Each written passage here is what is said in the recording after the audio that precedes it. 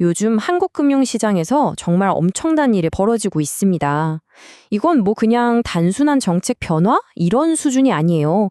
우리나라 경제의 돈의 흐름, 그 물줄기를 통째로 바꾸려는 아주 거대하고 또 치밀한 움직임이라고 할 수 있죠.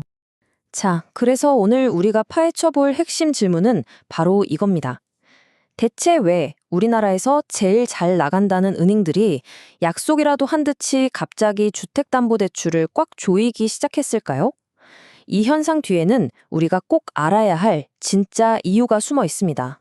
이 숫자 한번 보세요. 130%. 이게 뭘 의미하냐면요. 지난 3년 동안 5대 은행에서 다주택자들이 빌려간 주택담보대출이 이만큼 늘었다는 겁니다. 근데 전체 주택담보대출 증가율은 20%였거든요. 와, 차이가 어마어마하죠. 바로 이 비정상적인 폭증이 모든 변화의 시작점이 된 겁니다.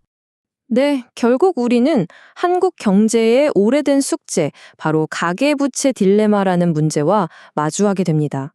사실 수십 년 동안 우리 경제의 발목을 잡는다, 언제 터질지 모르는 시한폭탄이다, 이런 얘기 정말 많이 들었잖아요. 바로 그 문제입니다. 그러니까 핵심은 아주 간단해요. 첫째, 빚이 너무 많다. 둘째, 그 빚이 거의 다 부동산에 몰려 있다. 이런 구조는요, 경제가 조금만 흔들려도 시스템 전체를 위험에 빠뜨릴 수 있거든요. 그러니까 은행이랑 정부가 이건 더 이상 두고 볼 수 없겠다라고 판단한 거죠. 당시 김용범 정책실장의 이 한마디가 상황의 심각성을 딱 보여줍니다.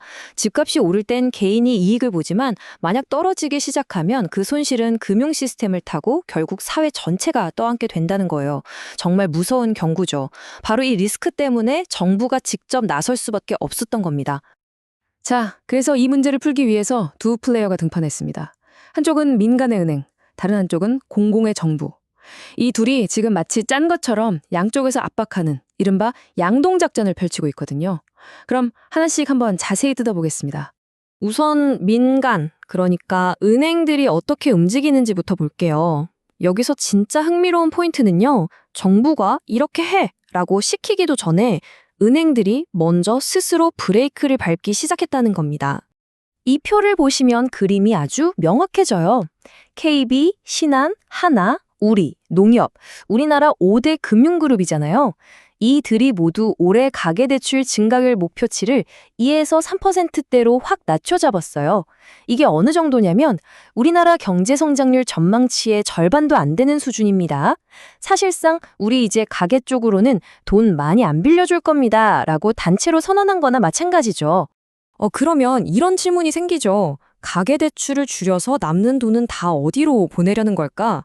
바로 여기서 생산적 금융이라는 키워드가 등장합니다.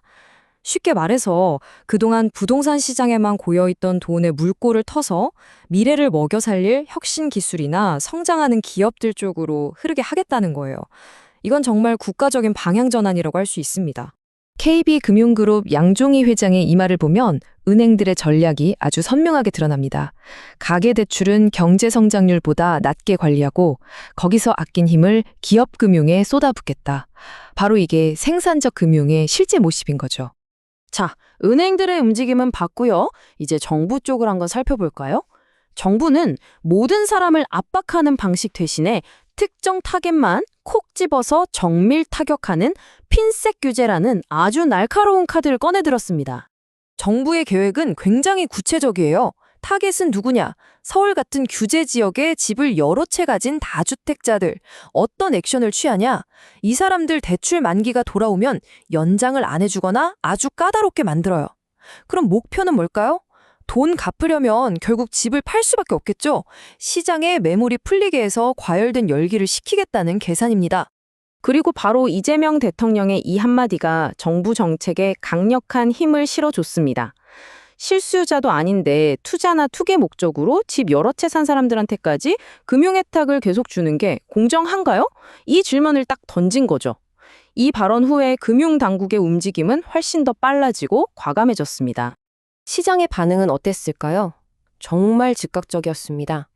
대통령의 발언이 나오고 한 달 정도 만에 서울의 아파트 매물이 무려 14% 가까이 폭증했어요. 정부의 신호가 다주택자들한테는 이제 집을 팔아야 할 때라는 압박으로 확실하게 작용하기 시작했다는 증거죠.